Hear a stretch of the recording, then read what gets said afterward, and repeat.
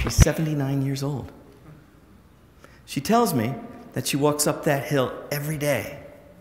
She's on her way home to meet her husband, who's 59, 29 years younger than she is. She winks at me and says, "I like younger men."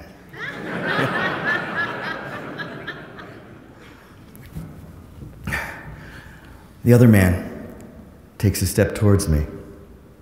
And with sarcasm or sincerity, frankly, I can't tell, he says, "So, you like waterfalls, do you?" There's another one in the jungle a kilometer away. Follow us. Is that an order or an offer? You did a great job. Your message was right on point. It really means a lot when people hear from someone from outside the organization who's done some really pretty amazing things, but to bring that perspective back to us about trusting each other and change and really looking around and seizing those moments with each other. So we really appreciate it. It was terrific, terrific. Then after a few minutes, she opens her mouth and points to her only tooth and asks me, "Allan, in your country, how much does it cost for new teeth?" Yeah, I learned that the most important part of traveling maybe is not the checklist, seeing the tourist sites, doing tourist activities, but rather connecting with people. And typically that happens over good food and good drink. So true. Very true. You know, isn't that where we all come together? Oh, it's absolutely right. That's what we're going to do today, right? Can we come together, please? Yeah, let's come together. But as I explore, I can't get my mind off Rosal Garcia. How at 79 years old, and living in the most impoverished country in all of South America, she still has a dream, new teeth. And she still has passion and wants to learn, to read. I'd like to ask you all a favor, that before you leave this conference, before you leave Rally in Reno, I'd like you to think of Rosal Garcia. Just for a moment. Could be today after lunch or tonight during dinner. Think of Rosal Garcia and then ask yourself, what are your dreams? What's your passion? And what are you doing about them? This is Allan. Allan has written a book, okay? He rode that motorcycle around the world and has collected stories and pictures and recipes. Let me tell you that while I'm going to share with you some exciting, amazing stories about an incredible motorcycle adventure around the world, you'll find that it's maybe less about the motorcycle itself than it is about what the motorcycle represents. Like being open and exposed, open to change, to possibilities. So I walked out recharged, and I'd love to have him come speak at my organization sometime.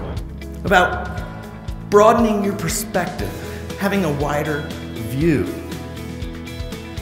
Great public speaker, great way to tell a story, but yet bring it into the corporate world. So I would definitely go see Allan again if I had the opportunity.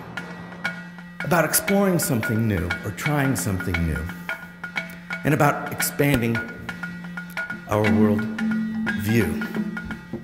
And my idea was to go to places, I've always been a traveler, but I wanted to go to places that often we don't want to go to because maybe we're afraid or we... Syria, Sudan. Yeah, you had some trouble there too, right? I did. As I traveled north through Africa, other travelers warned me again and again, don't even bother going to Syria, because as an American, you're never going to get in. They won't give you a visa. Well, I don't like to take no for an answer. So I took a chance, accepted the risk that I might have to turn around. And I went through Ethiopia, through the Sudan, Egypt, across Sinai, into Israel, through Jordan, and then I get to the Syria border. And you know what? The travelers were right. They wouldn't give me a visa. But I persisted. I pulled out my tent and I camped out right there and waited until I convinced the Syrian government to give me a visa and to let me and my motorcycle into their country. Except the guards won't let me in. Everything's in order. They said, move your motorcycle to the side. The chief inspector wants to see you. And I'm thinking, oh no, what am I gonna do? Do I have to turn around, go to Iraq? What's next? Well, moments later, the chief inspector shows up carrying a tray, and on it are 3 cups of tea. He says, Mr. Allan, oh, before you go, we must have shy. It's always shy in these countries. Tea. You must tell us about your travels and your country. And then, with a stick, on the ground dirt in front of him, he draws the outline map of the country of Syria and puts dots to all the places he tells me I must not miss. Then he lets me through. The possibilities, right? Possibilities. You know, there were setbacks, mechanical issues with his bike, and even a broken leg in Bolivia, but it never stopped him. well, obstacles are opportunities. It's perspective, how you look at them, that makes all the difference. Never really thought of calling it quits. I set on this journey not only to see the world, to document it in photographs and write it, but also to learn more about myself and certainly about the rest of the world. You promised me when you went is that you weren't going to go to Colombia, the drug wars, and you told me you were going to ship your bike from Panama down to Ecuador.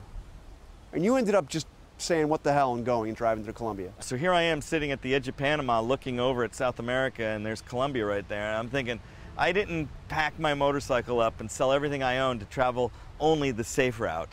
So I thought the only way to really see the possibilities was to go to Colombia. Okay, and at one point you confront a couple of guys in fatigues with AK-47s, and they tell you to come. They want you to go with them. Crazy? They're literally pointing guns at me after I told them I was taking pictures of a waterfall, and they says, "There's another one.